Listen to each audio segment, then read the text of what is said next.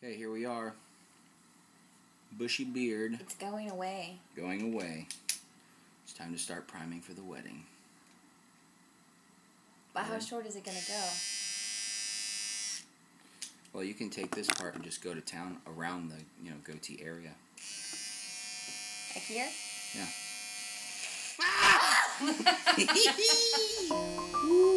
That was a good one. This is us. Finally reunited after months of being apart. Megan drove up from Los Angeles to visit me in Sacramento and see my final performance where I was working at, yes, you guessed it, the B Street Theater, playing a gay marine biologist who left a deserted island to turn his downstairs laboratory into a bomb shelter to protect him from what he believed would be a giant comet striking the Earth and destroying all life on it in Boom, a play by Peter Sinoctrieb. It was a great production. I had a great time, met great people like this girl, Sarah Eiley, who played my love interest in the show. And no, we didn't fight in a cage match, that's just makeup. And if you don't recognize the tuxedo, you should, because it's my final costume that I wore out into the lobby after every show to hand flyers to every single patron who left and beg them to please vote for Megan and I so that we could win the Dream Wedding giveaway. And we did it. Woohoo! Can't believe it. The whole shebang. Couple number 600. True Cinderella story.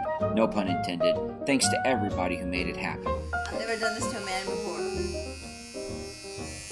Hey! Ah! Hey, don't save the goatee! Save the goatee! Is it okay? Yeah. Megan was helping me shave off the beard I had grown out for the show. Look at her. God bless her. And helping me get prepared to come back to Los Angeles and catch up on wedding preparations. Look at that. Now look what I do.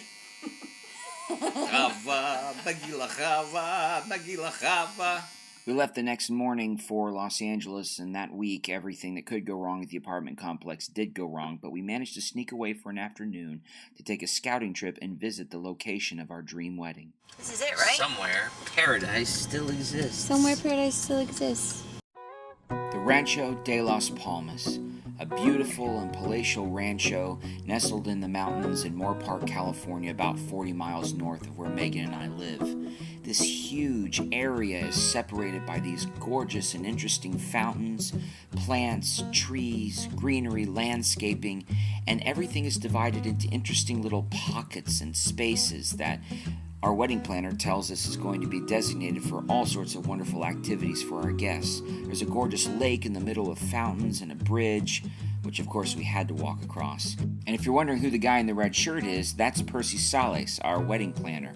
Winner of many awards, featured on TLC, The Style Network, you name it. He's amazing, and we were falling in love with him more and more every minute. His ideas all seemed to be completely in sync with what we were thinking. And with a turn of every corner revealing something amazing, I couldn't help but have this look, and I couldn't get this song out of my head. Well, we're moving on up, to the east side, to a deluxe apartment in the sky. Okay, that's enough of that. Let's talk about the pavilion. This room would quickly become my favorite space, a wonderfully large, tented, open-air pavilion. The place where Percy said our reception would be taking place. A room of dinner and dancing, lights and flowers, and I looked at Megan. I could see she was sharing the same expression I was. And then her face changed to a look I'll never forget.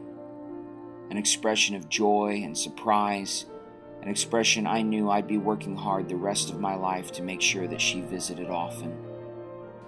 And being in that space, I couldn't help but think about other weddings I had been to, like the one of my friends Molly and Shank. Well, his name is Anthony Shank, but we call him Shank. And I had the privilege of being the DJ at their wedding. And although I look blasted in this photograph, I assure you I was completely sober. Later, we left the rancho to visit... That's right, Megan, the Grand Vista Hotel, a nearby hotel that would be housing our out-of-town guests. We went into the lobby, asked for 3 keys to scout out some rooms, went first to the king-size bedroom, which was very nice, and then on to the double room. Megan tested and approved, and we looked out the window to notice the nice swimming pool, and then on to what Megan called the big guy, one of the hotel's executive suites. It was very nice, with a sink and countertop, bed, armoire, desk, and on the other side a couch. And I asked Megan to describe it simply, and she said, yep, I pretty much agree. A couple days later, we were at home, and it was time for the BDFB. I'll explain. Good morning. Welcome to Megan's bridal dress fitting breakfast. BDFB. Got the headband on. We're going medieval. Breakfast, cinnamon French toast with heated syrup, scrambled eggs with diced bell peppers, garlic, onions, and onion with a little cheese on top, and probably some fresh cut cantaloupe. It's gonna be serious. I made breakfast for the girls, our friends Stephanie and Rhiannon, and Megan said that the breakfast was, and this is in her own words, Absolutely amazing, delicious. Yep, that's right, 'cause I took care of business. Anyway, the girls left a little later for Megan to have the chance to try on a whole new line of dresses from Waters, of which I am completely ignorant of, but I had my own things to do. I had to pack up the car and head back north on Highway 5 to Sacramento to work at the B Street Theater, and that's right, that's why I brought up Molly and Shank, because they live in Reno, Nevada, and they asked me to come and hang with them on my day off, and their two kids, Jack and his little sister, Penelope. This is Penny. Oh, what's that one called? The frog thing. The frog thing? You can see yourself. That looked pretty. I can see myself. Well, this is the sun. You can see yourself. I can. Yep. Do I look like the sun? Yeah. What do you look like? A penny. That's right, you do look like Penny. See, Penny and her brother Jack, there's Jack, they're going to be our flower girl and ring bearer for the wedding, and it was really good to spend some individual time with them. And we got to participate in our time-honored tradition of wrestling, or as they like to call it, rustling, which usually involves some sort of dog pile, and when I least expect it, a cheap shot or two. And not being adverse to hitting a man when he's down, Jack is known to pack quite a wallop with a decorative pillow. The next morning, on my way back to Sacramento, I got the privilege of escorting Penny. Where, Penny? To school. That's right, to school. And as Shank gingerly helped her get out of the car and closed the door behind her, they walked up to preschool, and Penny waved goodbye to me. And I couldn't help but think, am I getting old?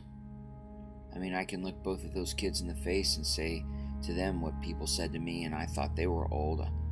I used to change your diapers. I mean, I can look at Penny and say, you know what, Penelope, I remember holding you in my arms in the hospital when you were less than 24 hours old. I remember holding my buddy Jacob's baby, Ewan, when he was first born. And Megan was there too, and even though that was early on in our relationship, I remember thinking, I wonder if she could be the mother of my children. And it's so great to know that that if that I was feeling then is today a moment of certainty. I know that I want my children to have Megan's smile, her eyes, to have her love of the world around her and her love of travel, to have her daring, to have her wit and her sense of humor. In short, I know that I want my children to be part me and part Megan O'Neill. And as I sat in the passenger seat on the long ride back from Reno to Sacramento, I enjoyed the snow on the mountaintops, and I looked over at Shank and realized that we hadn't said a thing to each other in a long time. And it didn't bother me. The silence was nice. I just kept wondering if he was thinking what I was thinking. How lucky we were, how lucky he was to have a wife and two beautiful children, and how lucky I was to be 100 days away from saying I do to the woman I've waited my whole life for. But even then it seemed silly to think of time in terms of days. I was thinking it in terms of years. 100 years. I wanted to be with Megan for 100 years. And I think all of it can be best summed up with something Penny said not long before I left. Love you, Megan. Yeah, that's good. I love you, Megan.